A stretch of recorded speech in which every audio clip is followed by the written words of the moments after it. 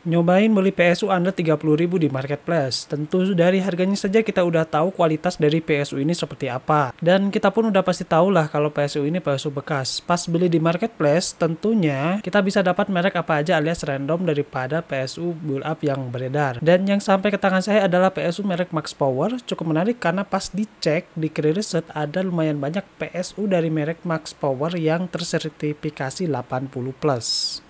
Oke, seperti biasa meskipun di video kali ini saya membahas tentang PSU build up, tetap saya masukkan ke tabel penilaian yang meliputi kapasitas watt, spesifikasi, ketersediaan pin power, garansi, dan juga harga. Semuanya akan dirangkum dan dimasukkan ke penilaian lanjutan yang dimana ketika kita tahu PSU ini worth it atau enggak.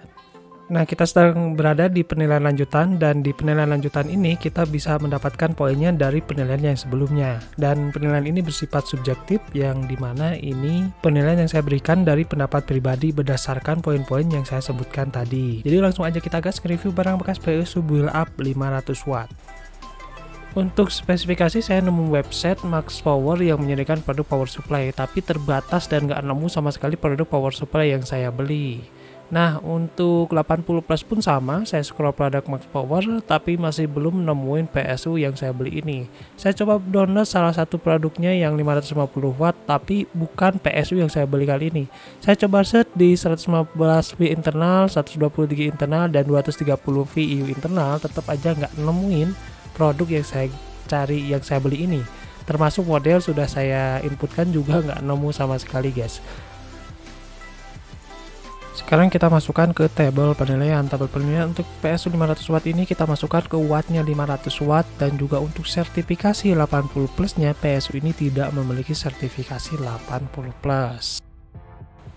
Untuk tampilan fisik PSU ini cuma punya stempel mengenai produk berupa logo, keterangan input, output, dan juga model dari PSU ini. Selebihnya dia punya tampilan standar PSU build up pada umumnya dengan warna silver yang khas, dan untuk colokannya sendiri terdapat 2 buah input AC dan juga ada kipas ya di samping colokannya.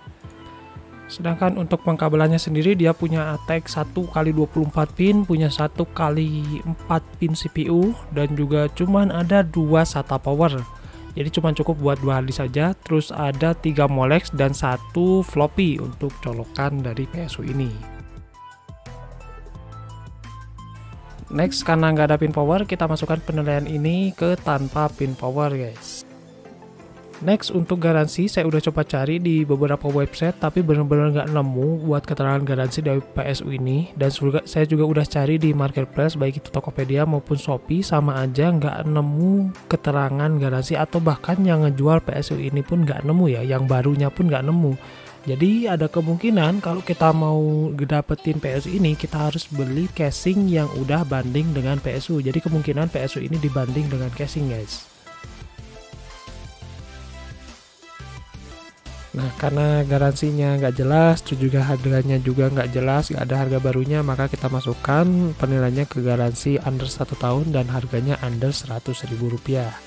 Dan total semuanya kita dapetin cuma 13 poin aja. Jadi untuk penilaian ini sebenarnya nggak kaget ya, justru normal-normal aja. Malahan kalau misalkan angkanya lebih dari itu mungkin menurut saya luar biasa sih ya. Oke, jadi buat teman-teman yang mau hemat budget, PSU ini bisa menjadi alternatif yang tidak bisa saya rekomendasikan. Kenapa tidak bisa saya rekomendasikan? Karena PSU ini adalah jantungnya komputer. Jadi kalau PSU ini rusak atau PSU ini bermasalah, itu ditakutkan bisa merusak part-part lainnya seperti motherboard dan juga hard disk. Nah, kenapa? Karena PSU ini kemungkinan dayanya itu nggak stabil karena nggak ada di 80+nya juga nggak ada, terus juga garansinya juga nggak jelas gitu kan. Jadi kalau teman-teman punya budget berlebih, mendingan alokasikan dananya itu ke PSU yang berkualitas lah ya.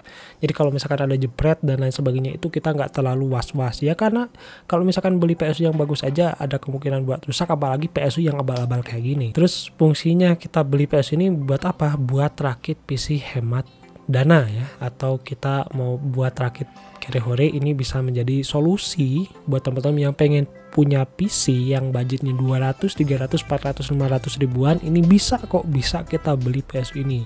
Dengan catatan teman-teman ya harus bener-bener selektif lah ya membeli yang namanya power supply build up kayak gini. Pastikan PSU ini berfungsi dengan baik, gak ada permasalahan. Kita rakit 200 sampai 500 ribu itu fungsinya buat apa dong? Ya kalau buat main game sih udah pasti ya kita pakai main game yang yang ringan-ringan seperti halnya Zuma, Game House dan lain sebagainya. Tapi ada yang dibalik itu buat apa lagi?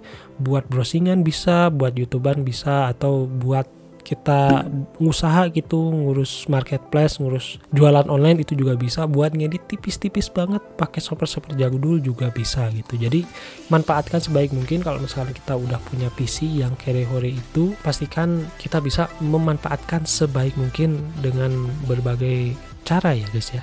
Oke teman-teman, itulah review dari PSU Build Up. Dan kalau misalkan teman-teman punya komentar mengenai PSU ini, silahkan tinggalkan di kolom komentar. Punya kritik dan saran juga tinggalkan di kolom komentar. Jika menyukai video ini, silahkan tinggalkan like dan juga subscribe biar gak ketinggalan video-video saya yang selanjutnya. Akhir kata saya ucapkan terima kasih banyak ya udah nonton video ini sampai selesai.